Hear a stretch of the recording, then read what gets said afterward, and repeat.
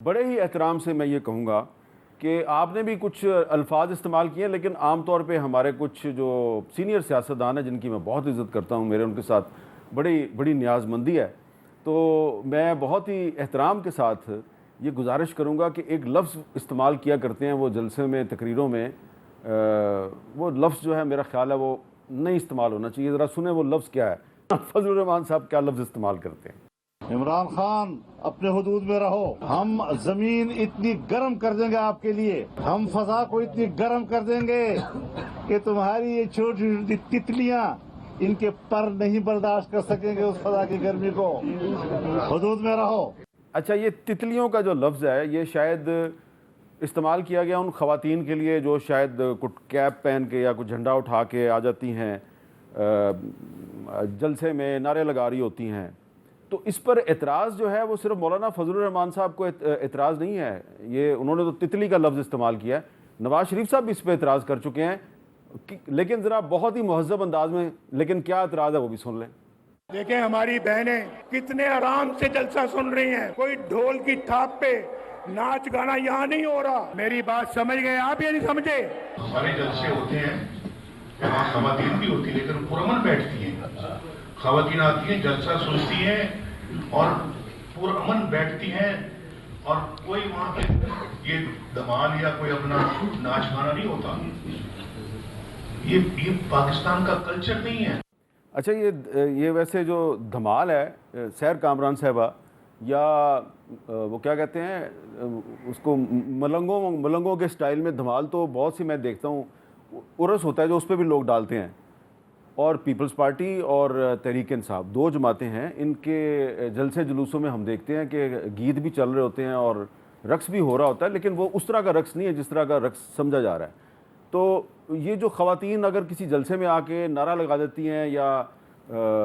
لہراتی ہیں تو لہرانا غلط ہے آپ کے خیال میں؟ دیکھیں، بات یہ خواتین کو ہر ایکٹیویٹی میں حصہ لینے کا اتنا ہی حق ہے جتنا کسی مرد کو ہے، ٹھیک ہے؟ میں اس فیز سے بھی گزری ہوں جہاں ہمیں صرف کامریڈ کہہ کے پکارا جاتا تھا، پی ایس ایف کی پریزیڈنٹ تھی کراچی یونیورسٹی کی، ٹھیک ہے؟ اور اس عمر میں جب شادی نہیں ہوئی تھی ہم جاتے تھے، جلسوں میں بھی جاتے تھے، مظاہروں میں بھی جاتے تھے، اور روز جواز ہوتا تھا کیونکہ روز کوئی گرفتار ہو جاتا نعرہ لگانے کے اوپر۔ پھر اس کے ساتھ ساتھ پولیٹیکل ایکٹیویٹی بھی چلتی تھی، تعلیم بھی چلتی تھی، پھر ہم جو ہے بھٹو صاحب کی برسی پہ نوڈیرو بھی جاتے تھے۔ کبھی آپ کو ذرا سا بھی میں کہوں گی کہ ایک ہریسمنٹ کا احساس نہیں ہوتا تھا، پروٹیکٹڈ، نہ کبھی فیملی کو فکر ہوتی تھی، سب کو اعتماد تھا کہ ایک رشتہ ہے اور وہ نظریاتی ہے اور وہ بہت مضبوط ہے، کہیں پر جو ہے ایسی کبھی کوئی خوف محسوس نہیں ہوا، نہ کراچی کی سڑکوں پہ چلتے ہوئے، نہ کہیں اندرون سندھ ٹریول کرتے ہوئے۔ لیکن آج جو معاشرہ آج جو ڈیولپ ہو گیا ہے اس میں ہریسمنٹ فیل ہوتی ہے، دیکھیں کیا اگر آپ نصف آبادی کو مائنس کر دیں گے، ان کو فیصلہ سازی میں شریک نہیں کریں گے، ان کو اپنی پولیٹیکل ایکٹیویٹی میں شریک نہیں کریں گے، تو پھر میں بھی دوبارہ یہ کہوں گی، قائد اعظم نے یہ کہا ہے کہ کوئی بھی قوم اس وقت تک ترقی نہیں کر سکتی جب تک خواتین ان کے شانہ بشانہ نہ ہوں۔ قائد اعظم جو ہیں ان کے ساتھ تو محترمہ فاطمہ جناح ہر وقت ان کے ساتھ ہوتی تھی، اور ہم لوگ خوش قسمت ہیں کہ بینظیر بھٹو صاحبہ ہماری لیڈر تھی، لیکن جنہوں نے بڑی ایک انوائرمنٹ۔ ایک اور بھی سن لینا ذرا، وہ بھی میں آپ کو سنا دیتا ہوں نا کہ وہ بھی خواتین لیڈروں کے بارے میں کس طرح کی زبان استعمال ہو رہی ہے، ذرا وہ بھی دکھائیں جی۔ ہمارے ایک اور دوست ہیں، بڑے پیارے بھائی ہیں، لیکن الفاظ ذرا سنیں ان کے بہت ہی سخت ہیں۔ مریم کمپین پہ آئی ہوئی ہے، خوبصورت تو ہے، میں سچ بولوں گا، لیکن یہ بھی سن لو کہ آپ کے ٹیکس کے پیسے سے نواز شریف کی 2 حکومتوں میں کروڑوں روپے کی سرجریاں کرائی ہیں اس نے اپنے آپ کو ٹھیک کرنے کی۔ یہ خوبصورتی بھی آپ کے پیسوں کی ہے، یہ آپ کا مال ہے۔ مریم ڈاکو رانی، سن لو، تم نے کہا ہے نا کہ جیسا منہ ویسا تھپڑ، کہ اگر تھپڑ مارنے پہ ہم آئے تو جو ہمارے پیسوں سے 8 کروڑ روپے سے تم نے سرجری کرائی ہے، اتنے تھپڑ پڑیں گے کہ تمہاری شکل سامنے آ جائے گی، یہ سرجری اتر جائے گی تمہاری۔ اچھا، نوشین افتخار صاحبہ، کوئی سیاستدان جو ہے وہ خوبصورت لفظ استعمال کر کے طنز کر رہا ہے، کوئی انتہائی سخت الفاظ استعمال کر کے طنز کر رہا ہے، لیکن سارے کے سارے طنز کر رہے ہیں اور میری طرح کے مرد ہیں، تو آپ کے لیے کبھی سوچتی نہیں کہ میں غلط کام کر دیتا ہے، سیاست میں کیوں آ گئی؟ میں ہر روز سوچنی ہوں ہم بھائی کہ میں سیاست کی کر رہی ہوں، لیکن جنرل پولیٹکس کی جو سب سے خوبصورت چیز مجھے آج تک لگتی ہے ٹل ڈیٹ، وہ یہی ہے کہ جب خواتین اپنے ایشوز لے کے میرے ڈیرے پہ آتی ہیں یا میں ان سے ملتی ہوں اور وہ جو اپنے میسیجز اپنے ایشوز مجھے کنوے کرتی ہیں اور جو ان کو حل کرنے کا مزہ ہے نا وہ پھر کسی اور چیز کا نہیں ہے دنیا میں آج یہی ابھی ایک آتے وقت آپ اسٹوڈیوز آنے سے پہلے میں ایک جو ہے اس کا اسٹیٹسٹیکل ایک انالیسس دیکھ رہی تھی کہ ہمارے مرد حضرات جو ہیں باقی چیزوں پہ بات کرنے سے بڑے گریز کرتے ہیں، جن میں ہمارا ڈومیسٹک وائلنس ہے جو خواتین کے ساتھ جو کہ جینڈر بیس میں آپ کو بتاتی ہوں، ہمارا ڈومیسٹک وائلنس آ گیا، سیکشول آپ کے وائلنسز جو ہیں خواتین سہتی ہیں، ورک پلیسز پہ ہراسمنٹ سہتی ہیں،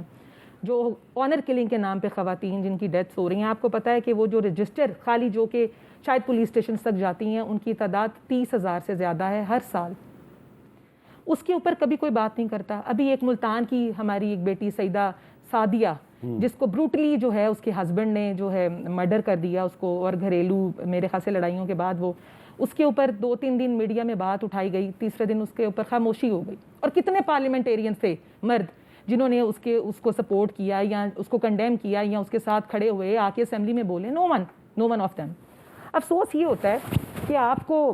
ایک مذہب نے صرف عورت کو جج کرنے کے لیے اس کے اٹائر پہ بات کرنا نہیں سکھایا، آپ کو ٹھیک اور غلط کے ساتھ کھڑا ہونا بھی سکھایا۔ آپ عورت کو کچھ بھی نہ سمجھیں، آپ اس کو انسان بھی نہیں سمجھنا چاہتے۔ ہمارا تو چلیں دور کی بات ہے نا، اب سیاست میں جب میں اپنی بات کرتی ہوں تو میرا خیال ہے میری اس بیلٹ پہ میں ایک خاتون ہوں جو کہ ایک رورل ایریا کو ریپرزینٹ کرتی ہوں، اور میں بھائی I am very lucky woman کہ میں ڈسکا کو جو ہے ریپرزینٹ کرتی ہوں۔ میں کہتی ہوں کہ جہاں پہ لوگوں کو ماں بہن کی عزت کس طرح کی جاتی ہے اس کا خیال ہے۔ 3 الیکشن میرے ساتھ ڈسکا کے لوگوں نے جو ہیں وہ کنٹیسٹ کیے ہیں، مجھے عزت ملتی ہے، میرا ایک ڈیکرم ہے ان کے سامنے، میرے سے ایک ڈسٹنس رکھ کے بات کی جاتی ہے۔ ایک بیٹی جس کو وہ سمجھتے تھے کہ شاید یہ کچھ نہیں کر پائے گی، جو میرے مرد کولیگ سمجھتے تھے۔ مجھے ایک چیز بڑی بری لگتی ہے حامد صاحب کہ ایک عورت کو ہمیشہ ویک کنسیڈر کیا جاتا ہے، ایموشنلی بھی فزیکلی بھی، اور کہہ دیا جاتا ہے اس سے نہیں ہوگا۔ ہم یہ لفظ سنتے ہیں، یہ لفظ میں نے بھی میٹنگ میں سنے محترمہ مریم نواز صاحبہ نے، لیکن جس طرح پھر مجھے وہ سپورٹ دی، اور میں آج بھی ان کی شکر گزار ہوں کہ ایک خاتون نے جب سی او کا چارج لے لیا، تو یہ ہماری پارٹی بھی آپ کو پتہ ہے مین ڈومیننس پارٹی رہی ہے، اور یہاں پہ خواتین کو برداشت کرنا بھی آج ان سب کو سلام ہے کہ وہ مجھے برداشت کر رہے ہیں، لیکن یہ کہ میں اپنے کام پہ زیادہ فوکسڈ ہوں۔ میں اگر باتیں ہی سن کے ایک جگہ بیٹھ جاؤں گی اور ہمت ہار جاؤں گی تو اس خواتین کی آبادی جس کو میں کیٹر کر رہی ہوں جو کہ 11 لاکھ میں سے 5.5 لاکھ ہیں، میں ان کے بارے میں سوچتی ہوں تو وہ میری اصل طاقت بنتی ہے۔ لیکن آپ کی کامیابی میں جو آپ کے والد صاحب تھے ان کا بھی تو کردار ہے نا۔ ہاں بھائی، میں ایک اسی پہ آنا چاہ رہی ہوں۔ بالکل ہے، میرے والد نے 50 برس کی سیاست کی ہے، اور مردوں اور خواتین کی بھاری اکثریت ووٹ کے ساتھ وہ کامیاب ہوتے تھے۔ میں آج جہاں بھی حلقے میں جاتی ہوں، ایک مرد کا وہ جو کانفیڈنس لیول ایک بیٹی کے لیے تھا، کیونکہ جب انہوں نے اپنی ڈیتھ سے پہلے چند روز پہلے پارٹی کو میرا نام پرپوز کیا، انہوں نے کہا جی کہ میری بیٹی جو ہے میری لیگسی کو جو ہے وہ لے کے چلے گی، تو میں کہتی ہوں کہ ان کا وہ کانفیڈنس جو ہے وہ ہر روز مجھے یاد دلاتا ہے کہ I had a support of a male, جس نے ایک بیٹی پہ ایک یقین کر لیا کہ میری بیٹی آگے جائے گی، میرا بھائی جس نے یہ یقین کر لیا کہ میری بہن آگے جائے گی، تو میں ان سب کی بھی شکر گزار ہوں۔ اور ایسے مردوں کی اگر ہمیں سپورٹ نہیں ملے گی تو ایک عورت جو ہے وہ کسی بھی پروفیشن میں آگے نہیں بڑھ پائے گی۔